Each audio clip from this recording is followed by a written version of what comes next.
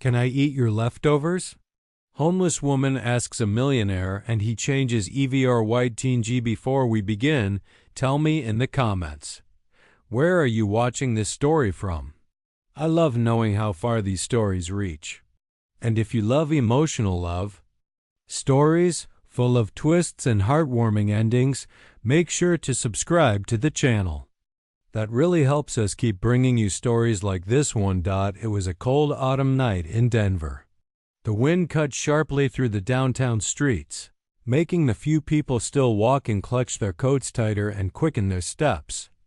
Street lights lit up the damp sidewalks, where the reflection of store windows shimmered with a kind of shine that didn't belong to the reality of those sleeping outside. Sitting on the sidewalk, her back against a time-darkened brick wall, was Elena Brooks. She was 26, but her face looked older, worn by exhaustion and the harshness of nights without shelter, without sleep, without comfort. Her fair skin, exposed to sun and cold, showed signs of dryness and small wounds. Her naturally blonde hair was tied up in a makeshift bun with loose strands sticking to her face from the damp air. Her clothes were worn out, dirty, and several sizes too big for her thin, malnourished body. Even so, there was something in her that remained intact, the dignity in her eyes, even when everything else seemed to have collapsed.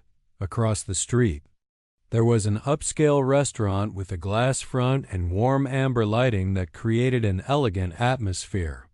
On the heated patios, men and women laughed over glasses of wine, oblivious to the world outside. At a secluded table sat Christopher Holloway, 33 years old, tall, with broad shoulders beneath a dark gray tailored overcoat.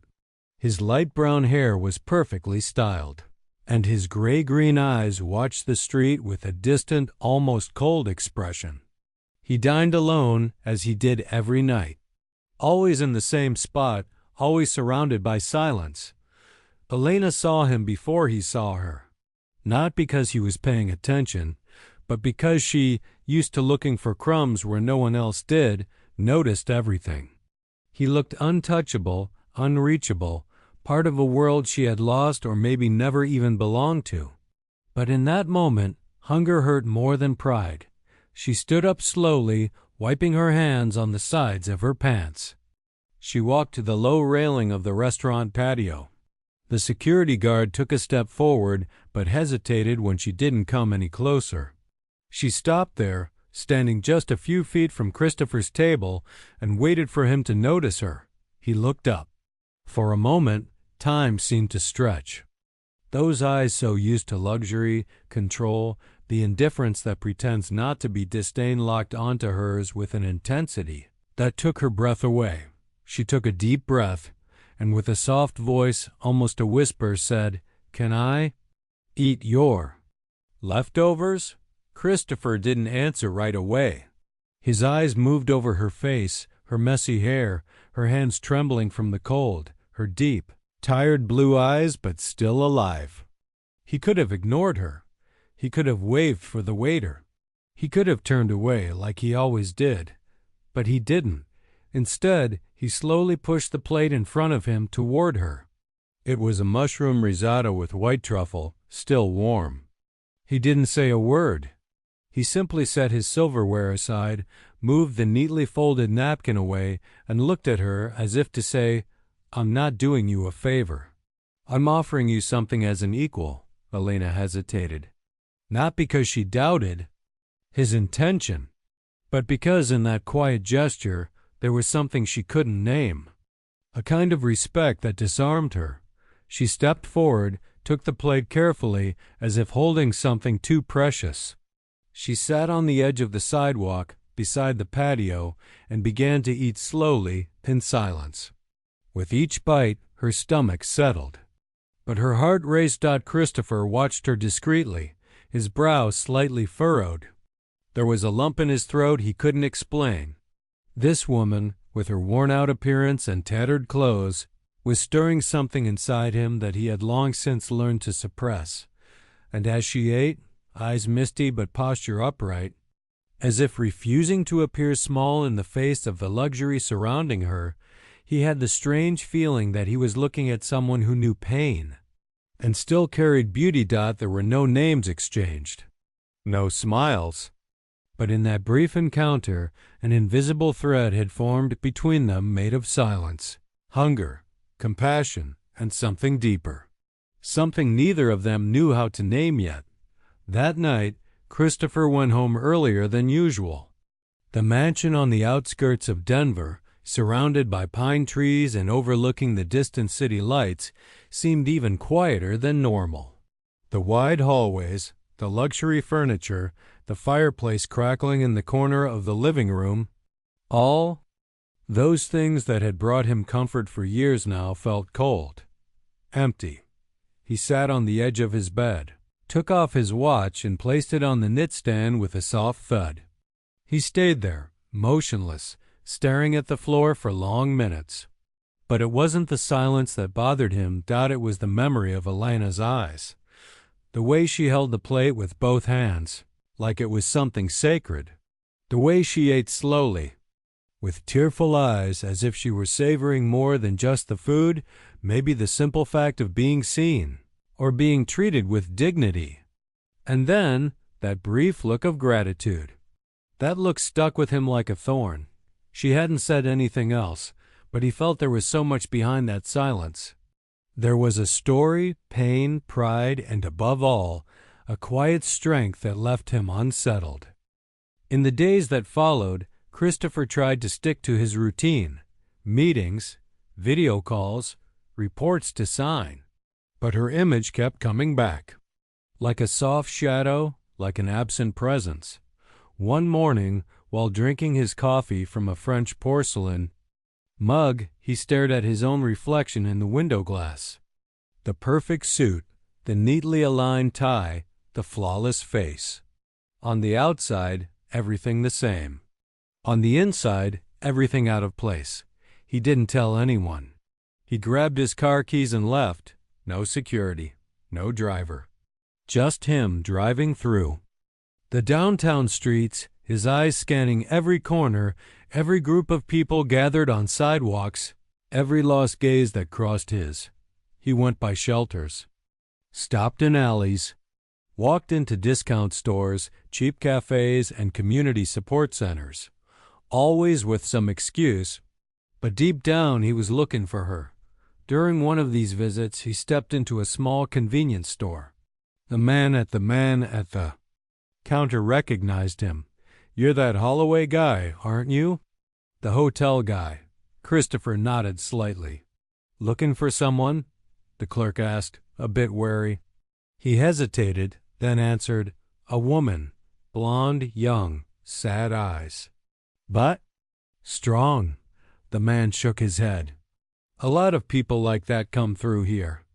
But that kind of face, if I'd seen her, I'd remember." He walked out with a tightness in his chest. It felt like he was chasing a ghost, but it wasn't just that. It was as if, in searching for her, he was actually searching for himself. The fourth day, he parked his car near the same sidewalk where he had first seen her. He got out. The wind was even colder, and he shoved his hands deep into the pockets of his overcoat. The restaurant was full. Elegant people, shallow conversations, glasses clinking. And there, in the middle of a scene that used to feel so familiar, Christopher felt like a stranger. He looked around. No sign of her. He closed his eyes for a moment and whispered to himself, "Where are you, Elena?" Across the street, a woman was pushing a cart full of blankets. For a second, he thought it was her. He picked up the pace, his heart racing. But when he got closer, it wasn't. The disappointment hurt more than he expected. But before heading back to the car, something caught his eye. On the street lamp at the corner, there was a cardboard sign taped up. A small handwritten notice with crooked letters that read, "Looking for volunteers at Hope Shelter.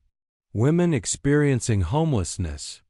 Address, 9th and Broadway." Christopher stood there, staring at the paper like it was a puzzle clue.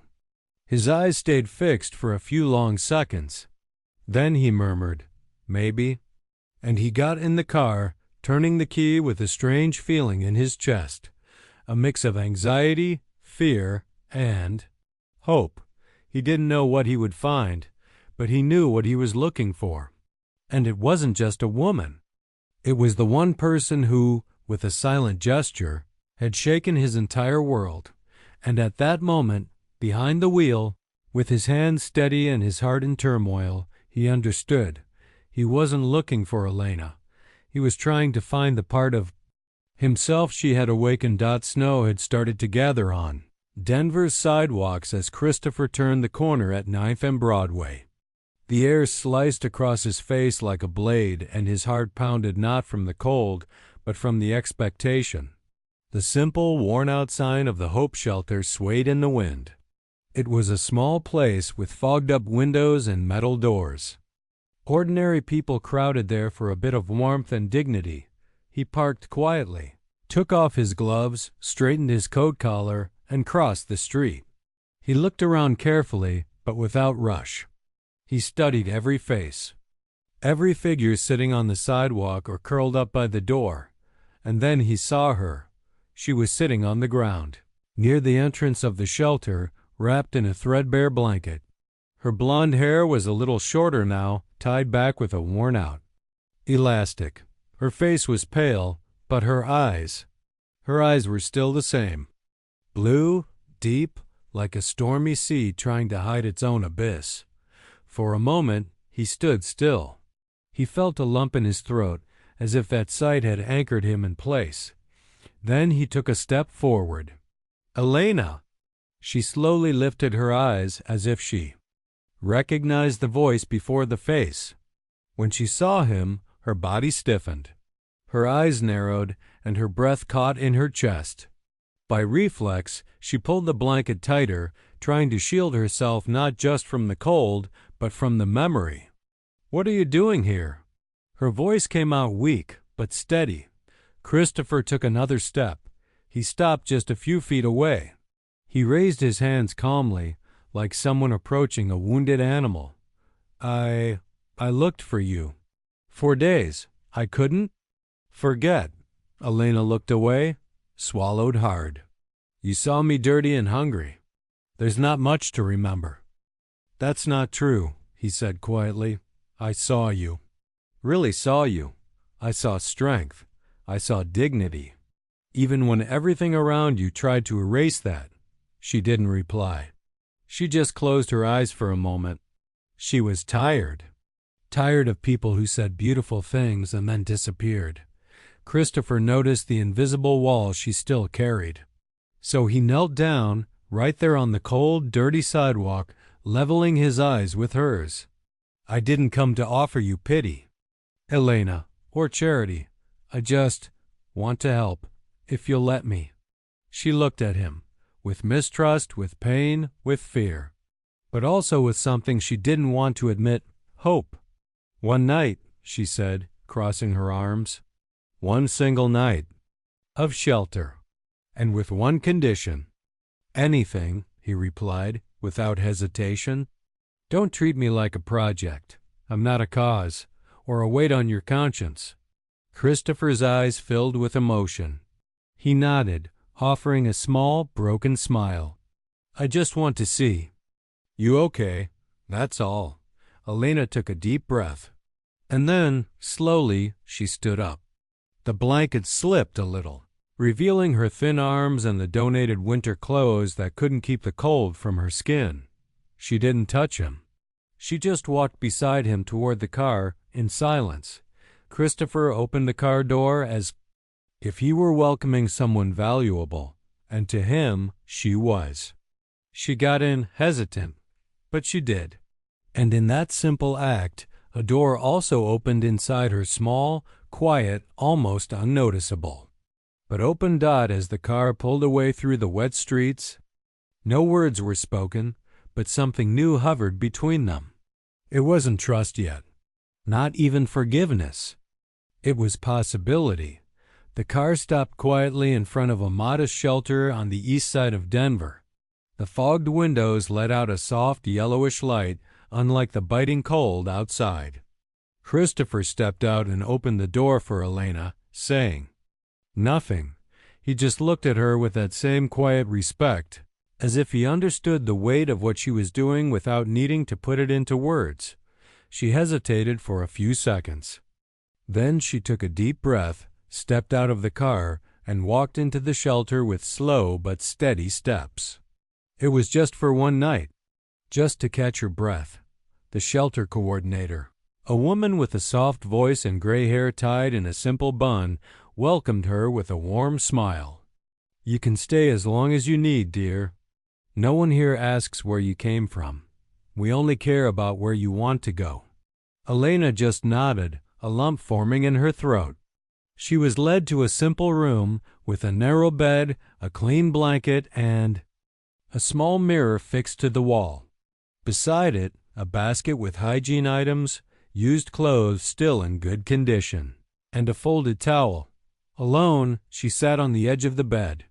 She stayed there for minutes, just observing everything. Silence felt like a luxury after so many nights filled with noise, fear, and filth.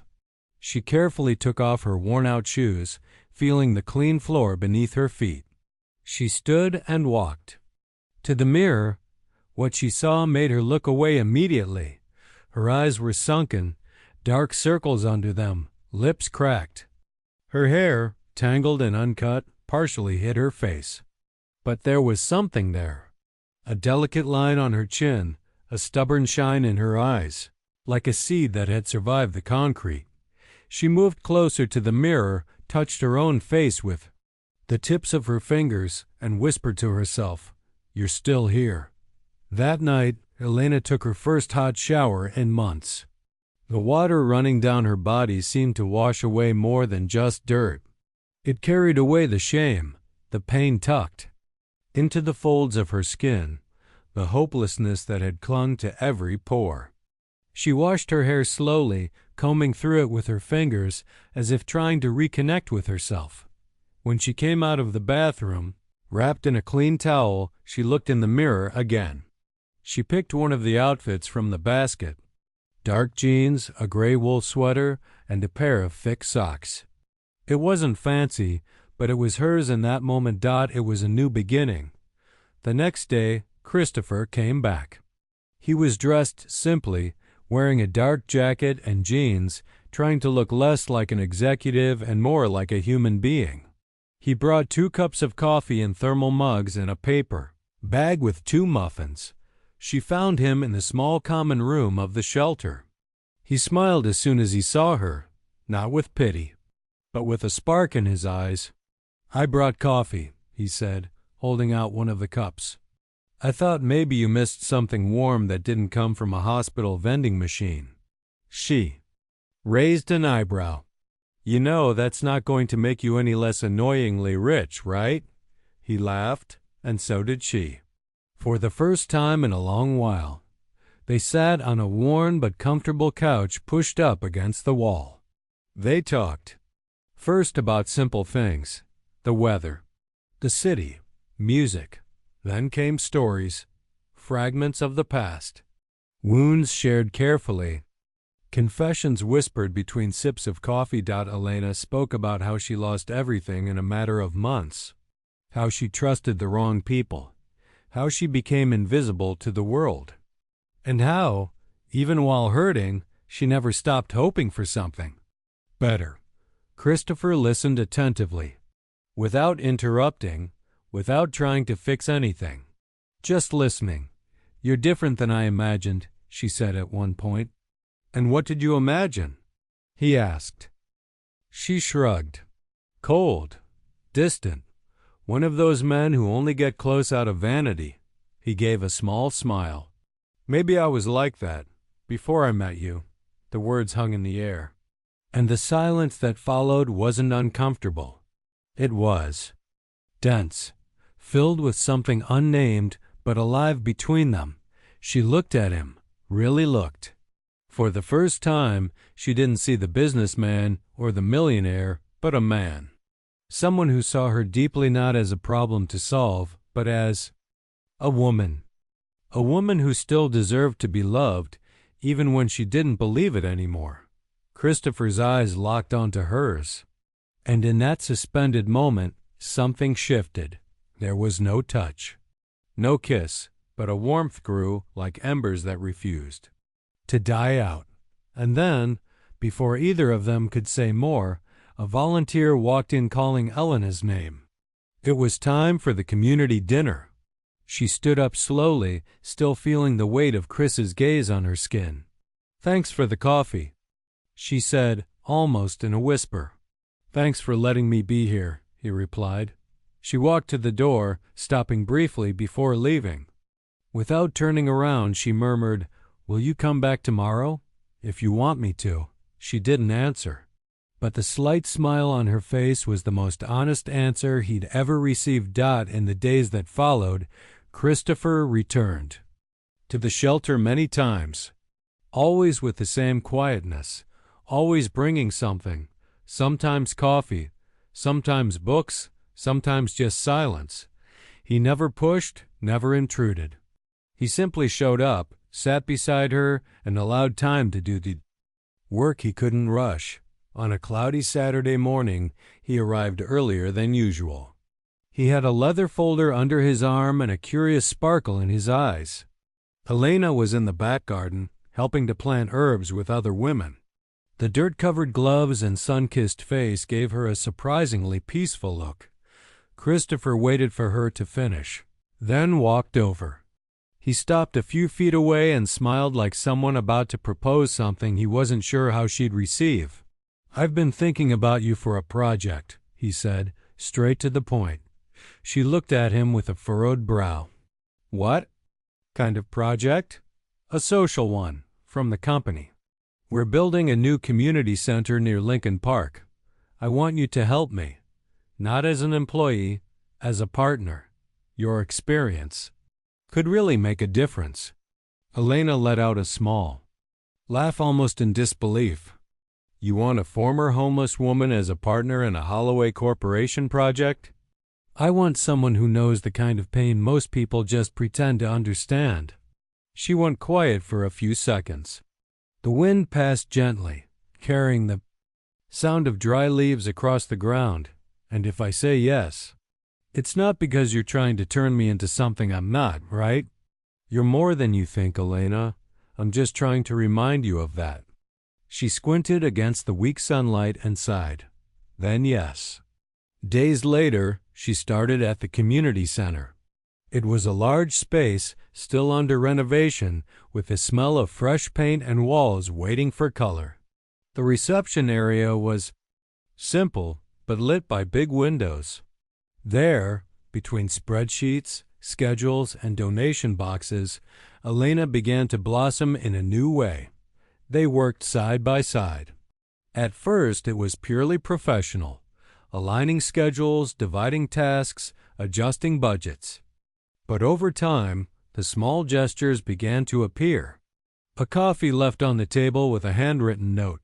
"You made a difference yesterday." A whispered compliment after a conversation with a young woman at the shelter. A lingering look at the end of a meeting when everyone else had left and only the two of them remained. Sitting in the quiet, Elena felt her chest tighten during those moments. It wasn't fear. It was an old memory of feeling important to someone not out of pity, but out of admiration. One rainy afternoon, the community center closed early. A strong storm had hit the city and the volunteers were dismissed. Only she and Christopher remained, finishing up organizing materials in the main lobby. The sound of the rain was loud against the tin roof. The lights were dim, and the scent of wet wood filled the air. When she set the last box in the corner of the room, she turned around and found him standing there, watching her with that same quiet gaze as before. But now there was something more. Something he no longer tried to hide. "You've changed," he said. She furrowed her brow, cautious. "Changed how?" "Like someone finally seeing herself the way I've seen you from the beginning." Elena tried to look away, but he stepped closer, slowly. There was no rush, no urgency. Just presence. She leaned back against the wall, heart pounding. He stopped in front of her. The rain pounded outside, the perfect soundtrack to a moment suspended in time. Without saying another word, Christopher reached out. He touched her hand gently, as if asking for permission without needing to say it. The warmth of that gesture spread through Elena's body like a soft current. Her first impulse was to pull away, and she did, but only for a second. Then she didn't let go. Their hands stayed together, trembling slightly, held in a light but firm grip. And there, eyes met not in a question, but in a silent offering of everything they weren't ready to say yet. The tension between them was real, warm, human, and for the first time, Elena wasn't afraid of it. She simply closed her eyes, took a deep breath, and let herself stay. The day began like so many others. The community center was already full of voices, hurried footsteps, and the comforting smell of fresh coffee. Elena arrived early, as always. She wore dark jeans, a long-sleeved blue shirt, and her hair was tied back in a simple ponytail. She carried a clipboard with notes and smiled softly at everyone who passed her in the hallway. She felt light. For the first time in years, she felt safe, almost happy. Christopher arrived a little later, holding 2 coffees. One for him. One for her. It had become a ritual between them. When he saw her, he smiled with his eyes and handed her the cup. "Good morning," he said in that low, gentle voice. "You're trying to get me hooked on this," she joked, taking the coffee. "And it's working." They chatted for a few minutes while watching the young people filling the new classrooms. It felt like everything was finally falling into place, like this life was actually possible.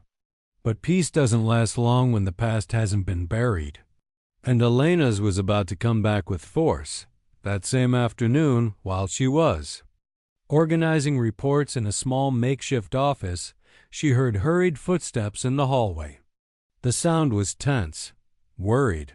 Minutes later, the center's coordinator walked in, holding a cell phone in her hand, her face pale. "Did you see this?"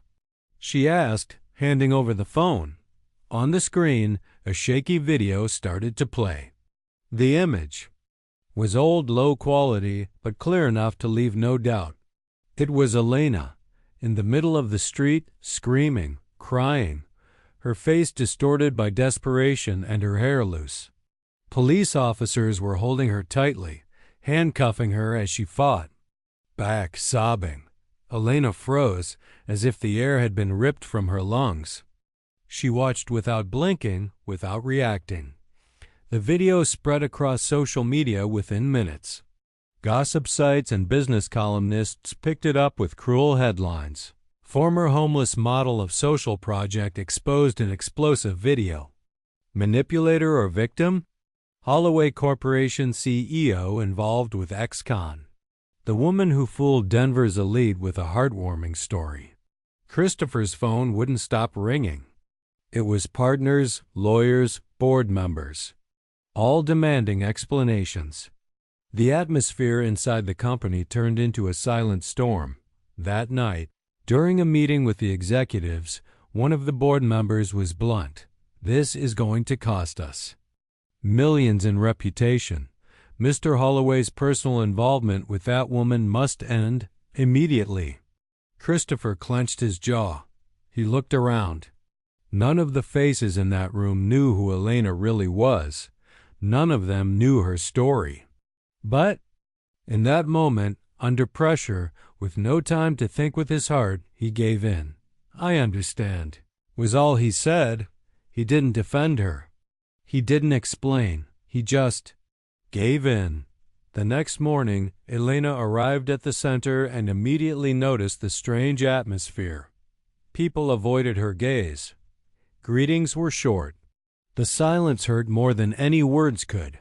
When she entered the office, she found Christopher already there, waiting. He was standing, hands in his pockets, his expression heavy. "What happened?" she asked, trying to stay calm, though deep down she already knew. He took a long time to speak. The situation got out of control. The board demanded action. The company's image is at risk. Elena frowned. And what does that have to do with me? Chris stepped forward as if each word took real effort. They want you to step away, for now, she laughed without humor. It was a bitter, broken sound. So that's it? One video, one mistake, and everything falls apart. Elena, he tried. No, she cut in, eyes burning. You promised not to treat me like a project. But now you're tossing me aside like a failed campaign. I'm trying to protect you, he said, voice steady but trembling. No, you're protecting yourself, your reputation, your company. He lowered his head, and in the silence that followed, she knew. She knew that deep down he had chosen the easier path.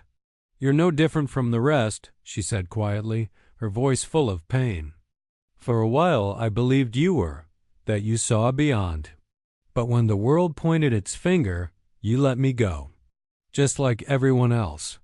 She left the room with tear-filled eyes, but she didn't cry. Not there. She walked to the door of the community center, pushed it open, and felt the cold air hit her face. And even with the freezing wind, she didn't flinch. Because she already knew what cold felt like on the inside. And in that moment, she realized that the path she thought they were building together, maybe it had never been real. The door of the community center was still gently swinging when Elena disappeared from view. No one could say where she went. No goodbye, no note. Just the sharp silence of someone who has learned too many times how to leave without making noise. And this time, it wasn't hunger or cold that drove her away. It was the pain of trusting and being left behind. Christopher stood alone in the middle of the empty room for a long time after she was gone. The soft afternoon light came through the window, reflecting on the walls, but he didn't see any of it.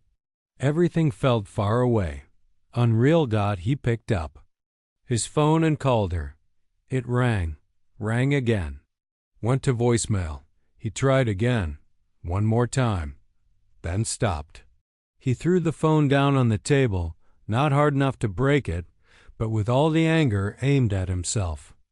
Not at Elena, at himself, because deep down he knew. He knew he had failed her when it mattered most. In the days that followed, he tried to go on with his routine. But everything that used to make sense now felt mechanical, empty. Meetings in glass-walled rooms, emails filled with promises of profit, charts, presentations, all of it colorless, soulless. On Wednesday, he arrived at the office before 7 a.m. as usual.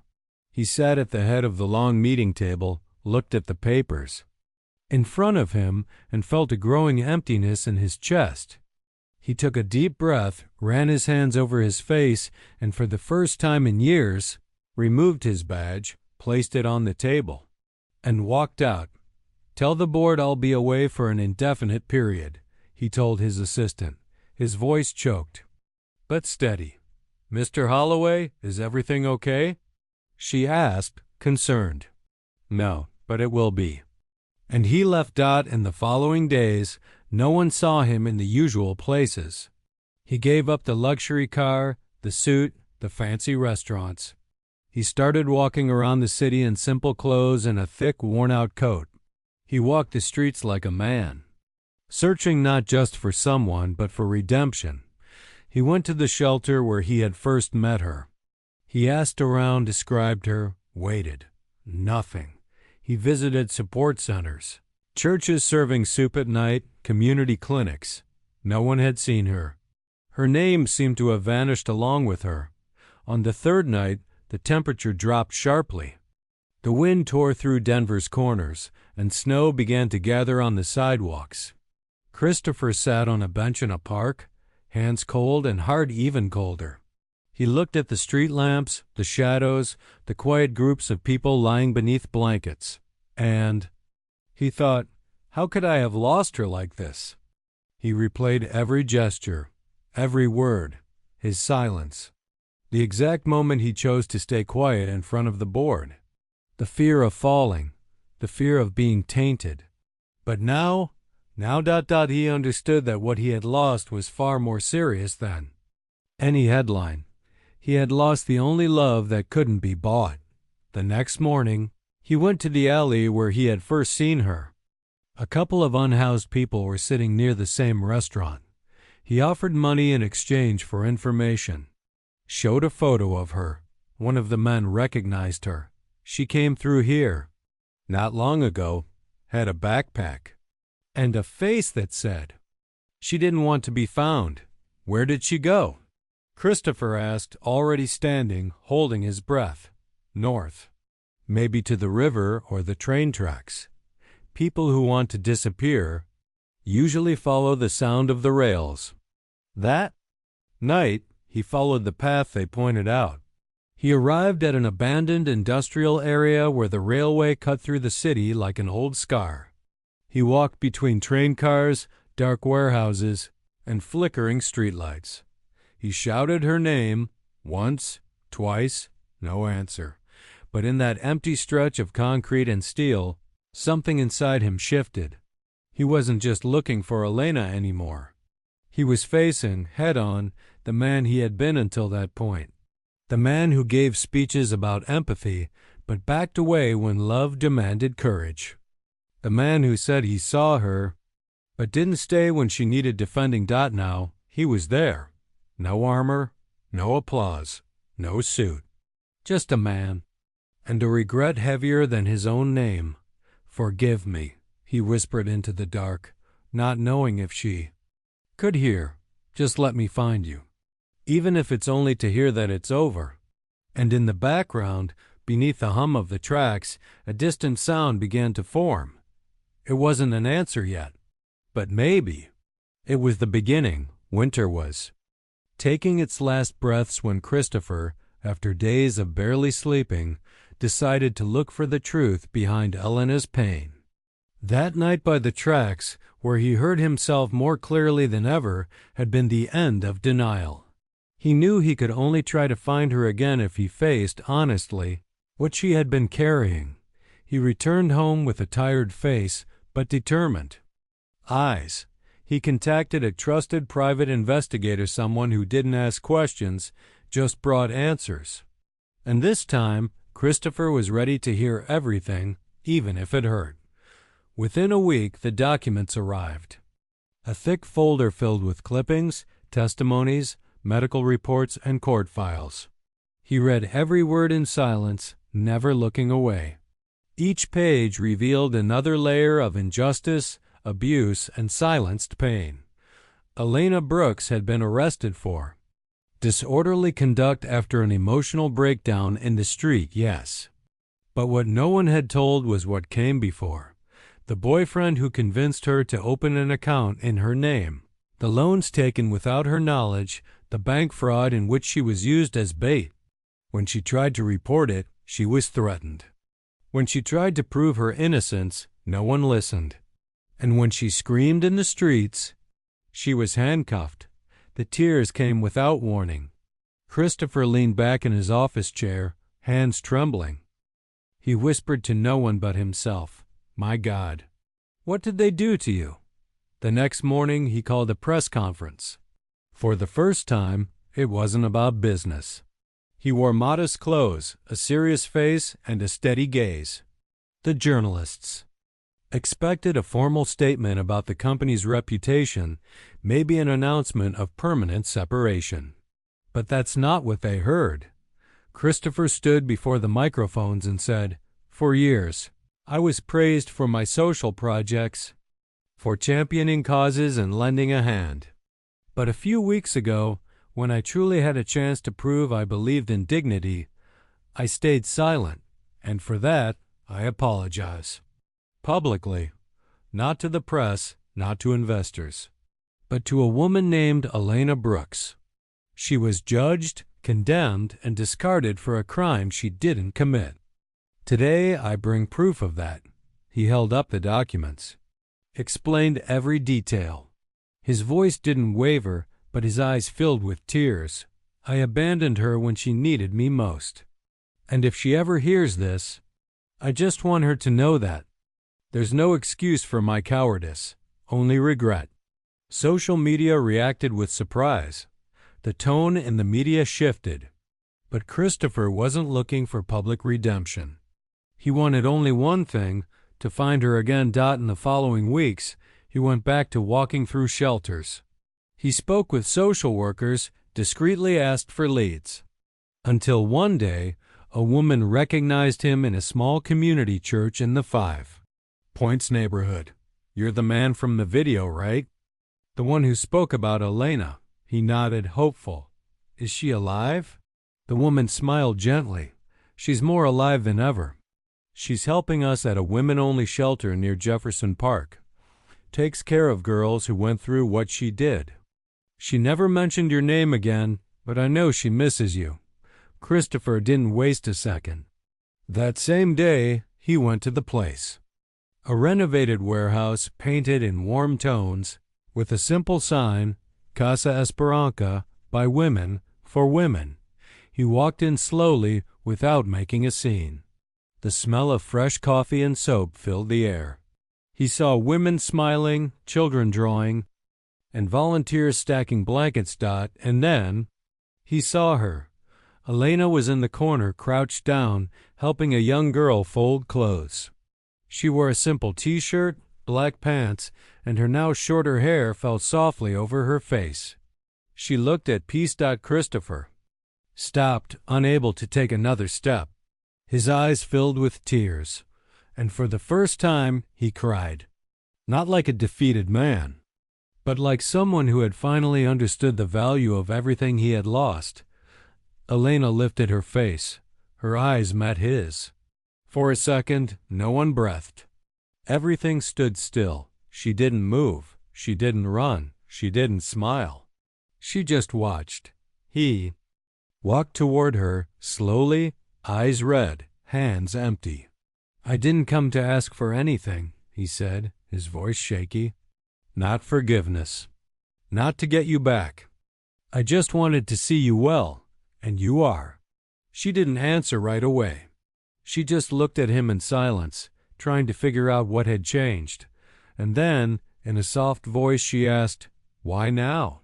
Christopher swallowed hard. "Because I had to lose everything to realize you were what I had most. And even if you never let me in again, I already carry you with me. Every day." She looked away for a moment, moved, took a deep breath, then looked back at him. "You've changed." "You changed me," he replied, and for the first time in a long while she smiled, not for him, but for herself. The silence between them still lingered, thick and full of everything left unsaid. Christopher stood in front of Elena, eyes misty, but he didn't look away. There was truth there, a surrender that didn't come from guilt, but from pure, conscious love. Elena, in turn, stood firm, though her chest rose and fell. The soft smile had faded, replaced by a deeper, rawer emotion. He took a deep breath, as if gathering the last strength of a man who no longer wore masks. And there, in front of her, Christopher Holloway knelt on the floor of the simple shelter, where she now worked. He knelt with reverence, with humility, with his soul exposed. It wasn't an apology. It was an act of surrender. "I didn't come to save you," he said, voice low but steady, "because you never needed that. You were the one who stood up when the whole world turned its back. You were the one who saved others, even while still healing inside." She held her breath. Her eyes began to shine, but she didn't move. "I just want to walk beside you," he continued, "to share what life gave me, or what it took away. I want to be someone you can count on if you want. Only if you want." His words fell like warm drops on a heart that had learned to guard itself from everything. Elena felt her knees tremble on the inside, but she stayed standing. She stepped closer, stopping right in front of him, still looking down at him, not with superiority but with clarity. Then she knelt too, slowly, until she was at eye level. The tears ran silently down her cheeks, tracing the path of healing, of pain, and of the surrender she was finally allowing to grow. Gently, she held his face in her hands. "You saw me when I was invisible," she whispered, her voice breaking. "But only now. Now you're ready to love me for real." Christopher closed his eyes for a moment, feeling the warmth of her touch. When he opened them, there was a new softness, the certainty that this moment was real. Without rushing, she leaned in. And in that moment, surrounded by the quiet voices of the shelter, the hurried steps outside, and the life continuing around them, they kissed.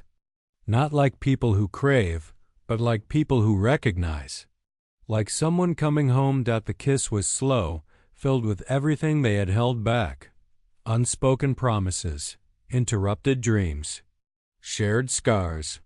A gesture that sealed not a fairy tale, but the beginning of a new story, built not on perfection, but on truth.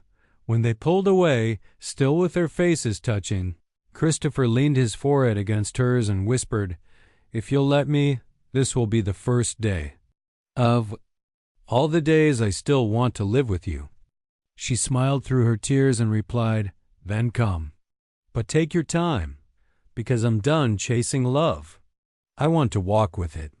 And in that moment, among the ruins of a hard past, the truest love they had ever known was born. 2 years passed since that day in the shelter, when love finally spoke louder than fear. A lot had changed since then, not in a magical way, but in a real one. And every change came with the weight of choices, sacrifices, and steps taken with feet still bruised by the stones of the past. Today, in the heart of a colder, but also more aware, Denver, there is a place called New Dawn. It's a welcoming shelter, with hand-painted walls by women who lived through more than they could bear, and hallways that echo timid laughter, whispered advice, and stories rewritten with courage. Elena Brooks walks through it naturally. In jeans and a wine-colored knit sweater, she carries a clipboard filled with notes and wears her hair tied up in a loose bun. Her posture shows strength, but her gaze carries something even stronger: peace. The lines on her face have softened, not out of vanity, but because the weight that once pressed on her shoulders is now shared with someone. Christopher left the corporate world shortly after their reconciliation. His resignation from the presidency of Holloway Corporation shocked the press and shareholders, but not him. What is success if your heart has nowhere to return to? He once said in an interview he didn't even want to give. Today, he handles the administrative side of the shelter, but he's always present in the kitchen, in the hallways, in meetings with new residents.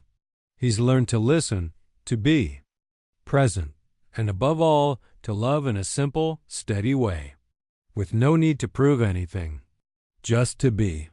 They live together in a modest house on the west side of the city, with a small garden and a wooden porch where they like to sit in the evenings, SIPT, and talk about their day, sometimes in silence, sometimes with laughter, sometimes reliving memories that once hurt, but now are part of the soil where they've built everything.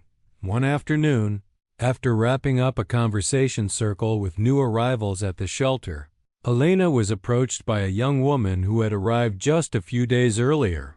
The girl's eyes were red, her arms crossed, and her expression was caught somewhere between fear and hope. "Do you really think it's possible to start over?" she asked. Elena looked at her gently. She sat beside her and replied, "I don't think. I know. And you know why? Because you don't have to be whole to begin again. Sometimes it's with the broken pieces that we build what's real." Later that day, as she closed the gate of the shelter, Christopher was waiting for her outside, holding 2 coffees. The sun was already setting behind the buildings, painting the sky in shades of orange and gold.